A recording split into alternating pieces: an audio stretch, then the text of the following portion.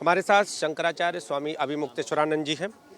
स्वामी जी, आप यहाँ पर बैठे हैं, हम मामला जानना चाहेंगे। बाकी तो सब सामने है, अब क्या? देखिए, बात है कि सनातन धर्म के ऊपर प्रहार पर प्रहार होते जा रहे हैं। सनातन धर्म को समाप्त करने के लिए जाने कब से कुचक्र चल रहे हैं। पहले ये कुचक्र विदेशियों के द्वारा, विधर्मियों के द्वारा किए जाते थे। अब ये उन लोगों के द्वारा किए जाने लग गए जो अपने आप को हिंदू कह करके प्रदर्शित कर रहे हैं। इसलिए गंभीर मामला हो गया है। जिस तरह से प्रयाग के पवित्र क्षेत्र में संगम के नौज पर दंडी सन्यासियों को, ब्रह्मचारियों को, वेदाध्ययन कर रहे बटकों को लांछित किया गया है, चोटी पकड़ पकड़ करके उनको पटका गया है, और जिस तरह से 100 करोड़ सनातन धर्मियों के आचार्य शंकराचार्य को उसके परिकरों से अलग करके, उसका अपहरण करके उसको जगह जगह ले जाया गया है और फिर उसको ला करके फुटपाथ पर छोड़ दिया गया है। ये घटना कोई सामान्य घटना नहीं है। इसलिए इस पर तो बहुत गंभीरता से ही विचार होगा और आगे इसकी प्रतिक्रिया भी गंभीर ही रहेगी। प्रशासन बनाम स्वामी अभिमुक्तेश्वरानंद, ये मतलब कहा जा रहा है, प्रशासन आपसे पूछ रहा है कि शंकराचार्य का सबूत आपसे मांग रहा है, शंकराचार्य होने का सबूत मांग रहा है। क्या सबूत दिया आपने, और ये सारा जो मामला है इस पर क्या कहना? देखिए, अब यही तो बात है। मेला प्राधिकरण का जब गठन किया गया था तो जो एक्ट बना था उसका अध्ययन करिए आप। क्या उसमें ये अधिकार मेला प्रशासन को दिया गया है को किसी आचार्य की डिग्निटी पर सवाल खड़ा कर दे? क्या ये उनको करना चाहिए? क्या ये भारत की शिष्टाचार मर्यादा में आता है? रात को 12 बजे आकर के दीवार पर नोटिस चस्पा कर देना और फिर उसका वीडियो बना करके वायरल कर देना और कहना कि 24 घंटे में जवाब दो, ये सब बातें ऐसी हैं जो जनता में ये माहौल बनाने के लिए की जा रही हैं जिससे जनता में ये धारणा जाए कि कहीं कुछ गड़बड़ी है, जिस पर प्रशासन कार्यवाही कर रहा है। आपने जवाब दिया? उन्होंने कहा था 24 घंटे में जवाब दो। हमारे कार्यालय ने आज सवेरे हमको बताया है कि 24 घंटा बीतने के पहले ही हम लोगों ने उनको ईमेल से भी जवाब भेज दिया और प्रिंट निकाल करके रात को हमारे लोग कार्यालय में गए थे। कार्यालय में कोई उपलब्ध नहीं हुआ तो उनके दीवार पर हम लोग भी जवाब चस्पा करके आ गए।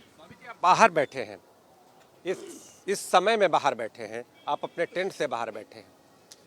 देखिए, जब हम शिविर से निकल करके संगम स्नान के लिए गए थे तो स्नान के लिए निकले थे। अब स्नान के लिए निकलने के बाद वहाँ पर हमारे परिकरों से हमको अलग कर दिया गया।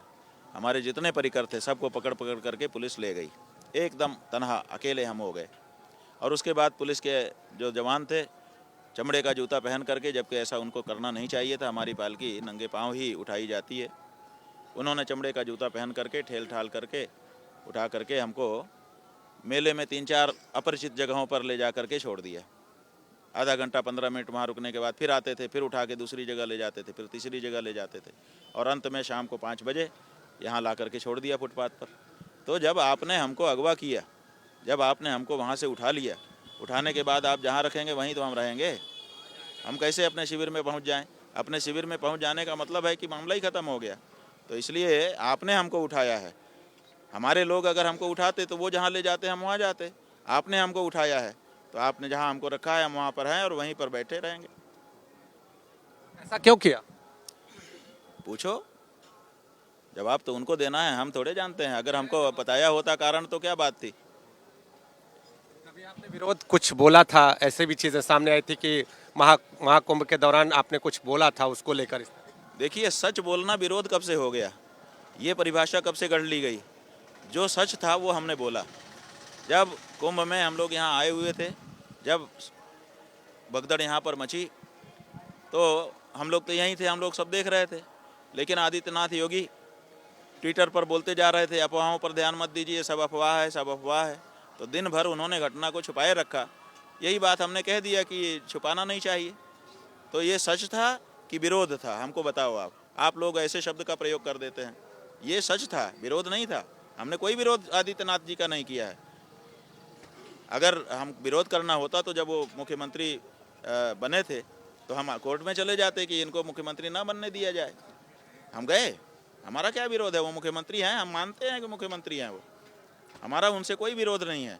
लेकिन हमने एक सच बात कह दी थी, आप उसको विरोध के रूप में कहेंगे तो अलग बात है, या वो समझे कि विरोध कर रहा है। सच बोलना विरोध नहीं होता है, सच बोलना सच होता है। आखिरी सवाल है कि आप अपने शिविर में जाने के लिए क्या कहेंगे प्रशासन से? भाई हम शिविर से गंगा यमुना के संगम में स्नान करने के लिए निकले थे।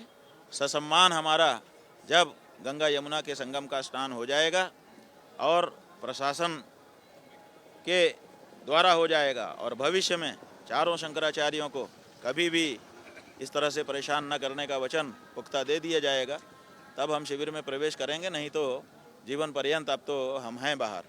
आप देखिए शंकराचार्य बाहर अपने शिविर के बाहर यहाँ पर बैठे हुए हैं।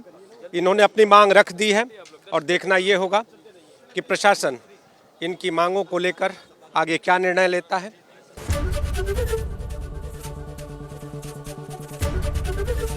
एबीपी गंगा, खबर आपकी, जुबान आपकी।